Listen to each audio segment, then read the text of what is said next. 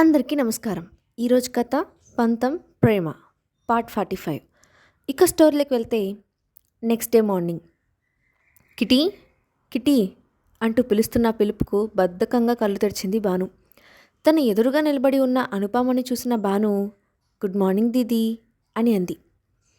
Charity ఈవెంట్లో మాహిర్ అనుపమతో మాట్లాడుతూ గుడి ఏదో విషయంలో చాలా డిస్టర్బ్గా ఉంది, అది ఏంటో తెలుసుకోవడానికి నాకు నీ హెల్ప్ కావాలి అని చెప్పి అనుపమను కూడా వాళ్ళతో పాటుగా ముంబైకి రమ్మన్నాడు మాహిర్. తాను ఎవరి కోసమైతే హైదరాబాద్కు వచ్చిందో అతను ప్రస్తుతం అక్కడ లేడు. వైజాగ్లో కూడా పరిస్థితి పెద్దగా బాగలేదు. వంశీని రాయల్ రిసార్ట్లో స్టాఫ్ కొట్టడం వలన అక్కడ పరిస్థితి కాస్త అస్తవ్యస్తంగా ఉంది. దాన్ని అడ్డు పెట్టుకొని మహిత అనుపమను ఇబ్బంది పెట్టాలని చూస్తుంది. ఇప్పుడు తను తిరిగి వైజాగ్కి వెళ్తే మళ్ళీ హైదరాబాద్ రావడానికి సాధ్యపడకపోవచ్చు. అతన్ని కలవడమూ కుదరదు. కాబట్టి ఇప్పుడు మాహిర్తో కలిసి ముంబైకి వెళ్ళడమే బెటర్ అనుకున్న అనుపమ వెంటనే మాహిర్కు సరే అని చెప్పింది. ఎదురుగా ఉన్న అనుపమను చూస్తూ దీదీ జస్ట్ 10 minutes ప్లీజ్ అంటూ మరొక వైపుకి తిరిగి పడుకుంది. బెడ్ మరొక వైపుకి తిరిగి వచ్చి భానుని కూర్చోపెట్టిన అనుపమ కింద అందరూ నీకోసం ఎదురు చూస్తున్నారు, త్వరగా లేచి ఫ్రెష్ అయి కిందకి రా అని అంది. మీ ఆయన కూడా ఇంకా లేచి ఉండడు, ముందు వెళ్ళి మీ ఆయన్ను నిద్రలేపు, తర్వాత నేనొస్తా అని మళ్ళీ వెనక్కి వాలిపోతూ అంది భాను. ఆ మాటతో అనుపమ కళ్ళు పెద్దవి చేసి భాను వైపు చూసింది. మళ్ళీ ముసుగు పెట్టబోతున్న భాను చెవి పట్టుకొని మేలేస్తూ ఏమన్నా మళ్ళీ అను అంటూ కోపంగా అంది అనుపమ. మళ్ళీ వినాలి అనుకుంటున్నావా? సరే అయితే మీ అని అంటున్న భాను మాట పూర్తవ్వకముందే నిన్ను అంటూ మరింత గట్టిగా భాను చెవిని మెలిపెట్టింది అను. అప్పటి వరకు మగతగా చూస్తూ ఉన్న భాను కళ్ళు తెరిచి అను వైపు చూసి సారీ అని అంది. నీకు ఈ మధ్య అల్లరి ఎక్కువైపోతుంది, వెళ్ళి ఫ్రెష్ అయ్యరా అని అంటూ భాను చెవిని వదిలిపెట్టింది అనుపమ. బెడ్ మీద నుండి కిందకి దిగిన భాను నేను సారీ చెప్పింది నిన్ను దీది అని పిలిచినందుకు, ఇక నుండి నిన్ను దీది అని కాదు బాబీ అని పిలుస్తాను అని అంది భాను. ఆ మాటతో భానువైపు చిరుకోపంగా చూస్తూ నిన్ను అంటూ భానువైపుకు వచ్చింది అను. దాంతో వెనక్కి తిరిగి రూమ్ నుండి బయటకు పరిగెత్తింది భాను. భానుని పట్టుకోవడానికి భాను వెనకే అనుపమ కూడా బయటకు వెళ్ళింది. కారిడార్లో పరుగులు పెడుతున్న వాళ్ళిద్దరినీ చూస్తూ నవ్వుకుంటున్నారు కింద ఉన్న లీలావతి, ధర్మేంద్ర, యుగ్వాళ్ళు. మరి కాస్త ముందుకు వెళ్ళిన భానుకి మార్నింగ్ వర్కౌట్ కంప్లీట్ చేసుకొని జిమ్ రూమ్ నుండి తన రూమ్కి వెళ్తూ కనిపించాడు మాహిర్. మాహిర్ రూమ్ వైపుగా వెళ్ళిన భాను అనుపమ తన వెనకే ఉండడం గమనించి రూమ్లోకి వెళ్ళి మాహిర్ వెనక్కి వెళ్ళి దాక్కుంది.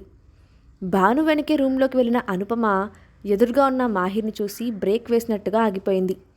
అనుపమ ముఖంలో కలిగిన చిన్నపాటి కంగారు మాహిర్ చూపును దాటిపోలేదు. ఏమైంది? మీరిద్దరూ పొద్దున్నే ఎందుకిలా? చూడన్నయ్యా, నిజం చెప్తే నన్ను కొట్టడానికి వస్తుంది అని అంటూ అను మీద కంప్లైంట్ చేసింది భాను. ఏంటి అని అన్నాడు మాహిర్. నేను ఇక నుండి దీదీ అని పిలవను, బాబీ అని పిలుస్తాను అని అన్నాను ఇన్నోసెంట్ ఎక్స్ప్రెషన్తో చెప్పింది భాను.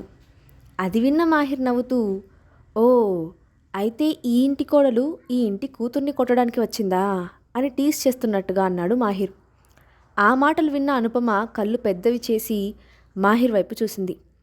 నేను అదే అన్నా, కానీ బాబీ ఒప్పుకోకుండా నన్ను కొట్టడానికి వస్తుంది అని అమాయకంగా ముఖం పెట్టుకొని మాహిర్ వెనుక నుండి తల బయటకు పెట్టి అనుపమ వైపు చూస్తూ అంది భాను. పోనీలే, కనీసం ఒక్కరైనా నిన్ను సరైన దారిలో పెట్టడానికి తిట్టడానికి ఉన్నారు, మాకెలాగో ఆ ధైర్యం లేదు. ఇక ఇప్పటి నుండి మీ బాబీ ఆ పని చూసుకుంటుంది అని అన్నాడు మాహిర్. ఆహా, నువ్వు కూడా బాబీకే సపోర్ట్ చేస్తున్నావా? చూస్తా అని అంది భాను. కిట్టి అంటూ తన వైపుకు రాబోయిన అనుపమ మీదకి మాహిర్ని తోసి బయటకు వెళ్ళిపోయింది భాను. భాను మాహిర్ని వెనుక నుండి ముందుకు తోయడంతో నేరుగా అనుపమ మీద పడ్డాడు మాహిర్. మాహిర్ భానువును అనుపమ ఆపలేకపోవడంతో ఇద్దరు కలిసి వెనుక ఉన్న సోఫాలో పడ్డారు.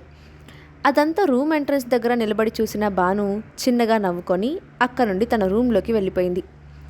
అనుపమ నడుము చుట్టూ ఉన్న మాహిర్ గ్రిప్ నుండి విడిపించుకోవడానికి ట్రై చేస్తున్న అనుపమ మాహిర్ గారు ఏం చేస్తున్నారు మీరు, నన్ను వదలండి అని అంది. అది చూసిన మాహిర్ మరింతగా తన పట్టును బిగించి అనుపమను మరింత దగ్గరగా లాక్కున్నాడు. మరి కాస్త ముందుకు వంగి అను చెవి దగ్గర గుసగుసగా మాట్లాడుతూ, ముందే చెప్పానుగా, నేను ఒక్కసారి పట్టుకుంటే జీవితంలో వదిలిపెట్టనని, మై డియర్ వైఫ్. అది కాకుండా ఇప్పుడు నేను అడగవలసిన అవసరం లేకుండానే గుడి కూడా తన అంగీకారాన్ని చెప్పేసింది. ఇప్పటికీ నువ్వు ఏదో ఒక సాకు చెప్పి తప్పించుకోవాలని చూడడం ఇక కుదరదు. నాకు నీ నుండి సమాధానం కావాలి అని అన్నాడు మాహిర్. అది మాహిర్ గారు అని అన్న అనుపమ మాహిర్తో ఏదో చెప్పబోయే లోపల మాహిర్ మాహిర్ అని పిలుస్తూ అక్కడికి వచ్చాడు యుగ్. యుగ్ను చూడగానే తన పట్టును సడలించాడు మాహిర్.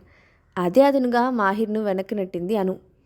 తన ఎదురుగా ఉన్న దృశ్యాన్ని చూసిన యుగ్ నేనేం చూడలేదు అని అంటూ వెళ్ళిపోవడానికి వెనక్కి తిరిగాడు. యుగ్, మీరు అనుకున్నట్టుగా ఏమీ లేదు, మీరు లోపలికి రండి అంటూ అక్కడి నుండి బయటకు వెళ్ళిపోయింది అను. అనుపమ వెళ్ళిపోయిన తర్వాత లోపలికి వచ్చాడు యుగ్. యుగ్ వైపు కోపంగా చూస్తూ పక్కనే ఉన్న పిల్లోని యుగ్ మీదకి విసిరేశాడు మాహిర్. రూమ్లోకి వెళ్ళిన బాను ఫ్రెష్ అయ్యి కిందకు వచ్చింది. ఆలస్యంగా నిద్రపోవడంతో బాను చాలా నీరసంగా కనిపిస్తూ ఉంది. టిఫిన్ చేసిన తర్వాత అందరూ కూర్చొని మాట్లాడుకోవడం మొదలుపెట్టారు. మాటల మధ్యలో ఆర్వీ ఇండస్ట్రీస్ గురించి, రాజ్వీర్ అరెస్ట్ గురించి వాగేశాడు యుగ్. దానితో జరిగింది మొత్తం ధర్మేంద్రకు, లీలావతికి చెప్పక తప్పలేదు. అంతా విన్న తర్వాత లీలావతి కంగారుగా బానుని పట్టుకొని చూస్తూ, ఎన్నిసార్లు చెప్పాను నీకు ఇటువంటి పనులు చేయొద్దని, కానీ నా మాట నువ్వు ఎప్పుడు వినవు, ఎప్పుడు నువ్వు చేయాలనుకున్న పనులే చేస్తూ ఉంటావు అంటూ బాను మీద అరవడం మొదలుపెట్టింది లీలా. కానీ లీలా అలా తిడుతుంటే బానుకి సంతోషంగా అనిపించింది. వెంటనే లీలాను హగ్ చేసుకొని, సరేమా, ఇంకెప్పుడు ఇలా చేయను అని అంది భాను. నువ్వు ఈ మాట ఇప్పటికే చాలాసార్లు చెప్పావు, కానీ ఎప్పుడూ నీకు నచ్చినట్టుగా చేస్తూనే ఉన్నావు. విక్రమ్ కూడా నీ మీద ఉన్న పిచ్చి ప్రేమతో నీకు అనవసరంగా ఫ్రీడమ్ ఇచ్చాడు. ఎక్కడికి వెళ్ళనివ్వకుండా చేస్తే సరిపోయేది అని అంది. నీ సంగతి ఇలా కాదు, ముందు విక్రమ్కి ఫోన్ చేయి, తనతో నేను మాట్లాడతాను అంటూ బానుని విక్రమ్కు ఫోన్ చేయమని పట్టుపట్టడంతో బిక్కముఖం వేసుకొని మాహిర్ వైపు చూసింది భాను. కానీ మాహిర్ ఐ కెనాట్ హెల్ప్ అన్నట్టుగా వెంటనే తల పక్కకు తిప్పి యుగ్తో ఏదో మాట్లాడుతూ మొదలుపెట్టాడు. మా ఆదిత్యకు అర్జెంట్ మీటింగ్స్ ఉన్నాయి, తను ఫ్రీగా లేడు, తర్వాత మాట్లాడదాం అని అంది భాను. పెళ్ళాం ఫోన్ కూడా తీయనంత బిజీ ఏముండదులే, కానీ నీ వేషాలు నా దగ్గర కాదు, ముందు ఫోన్ చేయి అని అనడంతో ధర్మేంద్ర వైపు చూసింది భాను. భానుని లీల దగ్గర నుండి తన దగ్గరకు లాక్కొని తన పక్కన కూర్చోపెట్టుకున్నాడు ధర్మేంద్ర. బాబా, ప్రామిస్, నేను మళ్ళీ రిస్క్ పనులు చేయను, నిజంగా అంటూ అమాయకమైన ఎక్స్ప్రెషన్ పెట్టింది భాను. ధర్మేంద్ర లీలా వైపు చూసి పోనీలే అని అన్నట్టుగా సైగ చేశాడు. సరే, కానీ నువ్వు ఇంకెప్పుడు ఇలాంటి రిస్క్ పనులు చేయకూడదు అని అంది లీలా. విన్నావుగా, ఇంకెప్పుడు లేదు బాబా, చేయను అని చెప్పి ధర్మేంద్ర చేతిని గట్టిగా పట్టుకొని భుజం మీద తల పెట్టుకొని మాహిర్ వైపు చూసి ఎక్కించింది భాను. అది చూసి మాహిర్ ఉడుక్కుంటుంటే అందరూ నవ్వుకున్నారు. భానులో వచ్చిన ఈ మార్పు అందరికీ సంతోషాన్ని పంచుతోంది. అప్పుడే కంగారుగా లోపలికి వచ్చిన ధర్మేంద్ర అసిస్టెంట్ ధర్మేంద్ర చెవిలో ఏదో చెప్పాడు. మాహిర్, భానుని అనుపమను గుడికి తీసుకొని వెళ్ళు అని మాహిర్తో చెప్పింది లీలావతి. ఇప్పుడెందుకు మా అని అడిగాడు మాహిర్. గుడియా కోసం అని లీలావతి అనడంతో మరేమీ మాట్లాడకుండా గుడికి వెళ్ళడానికి ఒప్పుకున్నాడు మాహిర్. యుగ్, నువ్వు కూడా వాళ్ళతో పాటు వెళ్ళు అంటూ వాళ్ళిద్దరినీ అక్కడి నుండి గుడికి పంపించింది లీలావతి. గుడిలో భాను చేతుల మీదుగా లీలా చెప్పిన కార్యక్రమాలు అన్నీ ఒక్కటిగా పూర్తి చేయిస్తుంది అనుపమ. బాబీ, ఇప్పుడు ఇవన్నీ ఏంటి, నా వల్ల కాదు, నేను చేయను అని అంది భాను. కిట్టి, ఇవన్నీ నీతో చేయించమని ఆంటీ చెప్పారు, సో నువ్వు చేయాల్సిందే అంటూ భాను చేతికి చీర ఇచ్చి మార్చుకొని రమ్మని చెప్పింది అనుపమ. మా అలానే చెప్తుంది, కానీ నీకు తెలుసుగా ఇవన్నీ చేయడం నాకు ఇష్టం ఉండదని, అయినా ఇలాంటివన్నీ నమ్మడం నేను ఎప్పుడో మానేశాను అని కాస్త విసుగ్గా అంది భాను. కిట్టి, తప్పు, అలా అనకూడదు అని అంది అనుపమ. ఇవన్నీ చేయడం వల్ల జరిగిన మంచి ఏమీ లేదు, ఇప్పుడు చేయకుండా మానేయడం వల్ల కలిగే నష్టము కష్టం కూడా ఏమీ లేదుగా అని అంది భాను. చుప్, ముందు వెళ్ళు అంటూ భానుకి చీర ఇచ్చి పంపించి అక్కడ ఏర్పాట్లు చూస్తూ ఉంది అనుపమ. ఇష్టం లేకుండానే ఆ చీరను తీసుకొని వెళ్ళింది భాను. చీర మార్చుకొని బయటకు వచ్చిన భాను అనుపమ వాళ్ళ దగ్గరకు వస్తున్న సమయంలో తనకు కాస్త దూరంలో మెట్లెక్కి పైకి వస్తున్న వ్యక్తి ముందుకు పడిపోయాడు. అది చూసిన భాను అటువైపుగా వెళ్ళింది. ఆ వ్యక్తి తలకు గాయమై నుదుటి నుండి రక్తం వస్తుండడంతో తన దగ్గర ఉన్న కర్చీఫ్ను గాయానికి అడ్డుగా పెట్టి రక్తం పోకుండా కట్టుకట్టింది భాను. అక్కడ ఉన్న కొంతమంది సహాయంతో ఆ వ్యక్తిని గుడిలో ఉన్న మెడికల్ రూమ్ దగ్గరకు తీసుకొని వెళ్ళింది భాను. భాను ఎంతసేపటికి రాకపోయేసరికి అనుపమలో కంగారు మొదలైంది. కిట్టి ఇంకా రాలేదు అని అంటూ భాను కోసం చూస్తూ ఉన్న అనుపమ భాను కోసం వెళ్ళబోయింది. దాంతో అనుపమను ఆగమని భానుకి కాల్ చేశాడు యుగ్.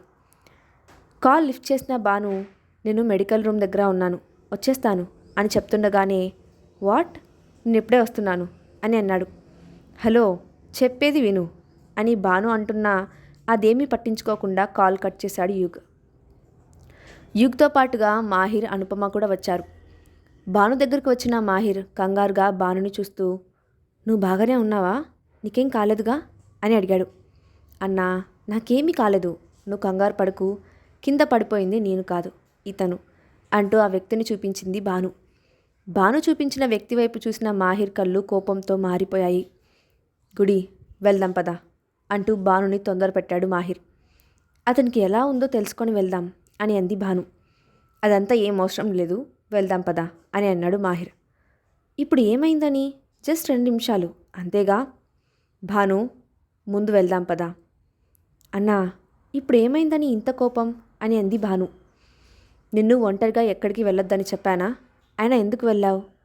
అన్నయ్య, అతను నేను చూస్తుండగానే పడిపోయాడు, అందుకే అతనికి హెల్ప్. అదంతా అనవసరం, ముందు నువ్వురా అని అంటూ భానుని అక్కడి నుండి తీసుకెళ్లడానికి భాను చేయి పట్టుకున్నాడు మాహిర్. అప్పటికే భాను చేతిని పట్టుకొని ఉన్న ఆ వ్యక్తి భాను చేతిని చిన్నగా ప్రెస్ చేశాడు. దాంతో ఆ వ్యక్తి వైపు చూసింది భాను. అతను భాను వైపు చూసి చిన్నగా నవ్వుతూ థ్యాంక్ యూ అని అన్నాడు. ఇట్స్ ఓకే అంకుల్, మీకు తగిలిన గాయం చాలా చిన్నది, త్వరగా తగ్గిపోతుంది. Very soon you will be fine అని చిన్న చిరునవ్వుతో ఆ వ్యక్తికి ధైర్యం చెప్పింది భాను. భాను అతనితో నవ్వుతూ మాట్లాడడం నచ్చని మాహిర్, భాను రా వెళ్దాం అని అంటూ భాను చేపట్టుకొని అక్కడ నుండి మరొక చోటుకు తీసుకొని వెళ్ళిపోయాడు. మొదటిసారి మాహిర్ భానుని పేరు పెట్టి పిలవడం విన్నది అనుపమ.